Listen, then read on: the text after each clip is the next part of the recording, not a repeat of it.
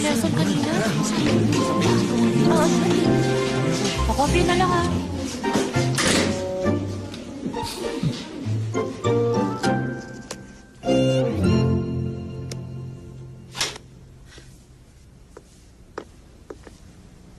Professor! Ay, ikaw pala yan. Hindi kita namukhaan kasi parang bumata ang itsura mo eh. Magkikita pala tayo ngayon dito. How exciting, no? Natutuwa ka? Oo naman, no? Ba't naman hindi? Ay, dahil ba sa nangyari kagabi? Nagulat ka sa akin, no? Pagpasensyahan mo na ako, ha? Alam mo, ang totoo kasi niyan, paminsan-minsan may pagka-bipolar ako eh. Marami namang ganong tao sa panahon ngayon, di ba? Ba't mo ako nilapitan? Di ba, essay yung pina-homework mo? Medyo mahirap pala yung pinagagawa mo. Ano ngayon? Tingin mo paano nakilala ang Asia sa buong mundo? Pasalamat ka sa Hallyu. Doon tayo sumikat. Nagkaisa ang Korea dahil sa culture na yon. At isa ako sa mga sikat na...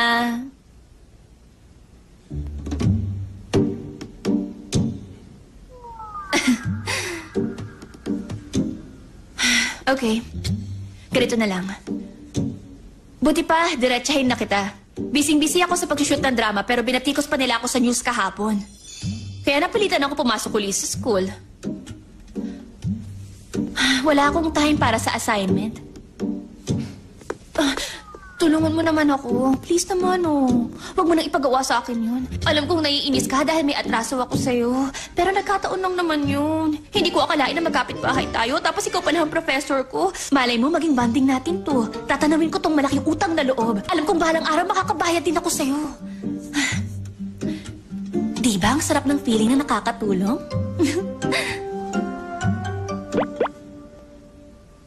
Bakit?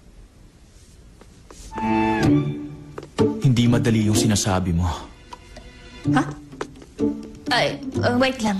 Pag tumulong ako ng isang beses, may pangalawa at pangatlo. Palagi ka nang hihingi ng tulong sa akin. Yun ang ugali ng mga tao. Pero, hindi ka makakabayad ng utang kahit kailan.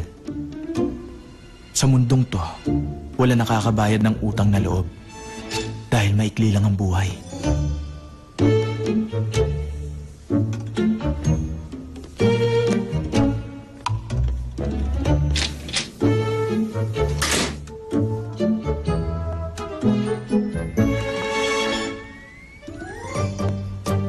Ba't kaya ang sungit nun? Kung magsalita, akala mo matanda na? Eh halatang halata naman na mas bata siya kaysa sa akin.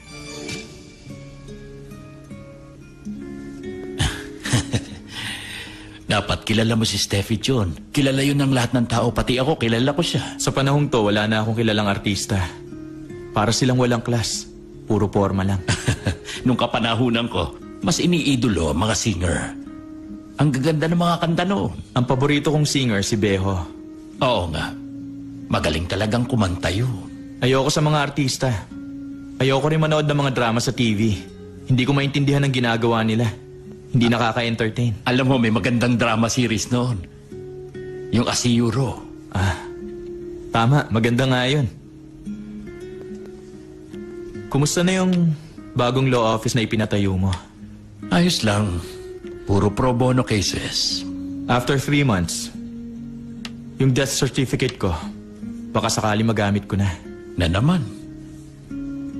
Akala ko ba, every 10 years lang ang routine? Nakaka2 taon pa lang, di ba? Umamin ka, may problema ba?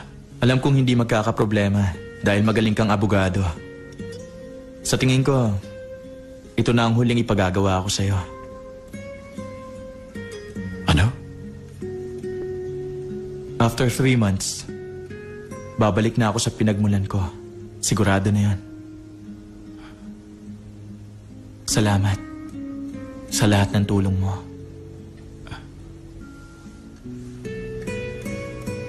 Biglaan naman ang pamamaalam mo. Ikaw lang ang kaibigan ko, Mr. Jiang. Sa'yo lang ako may tiwala.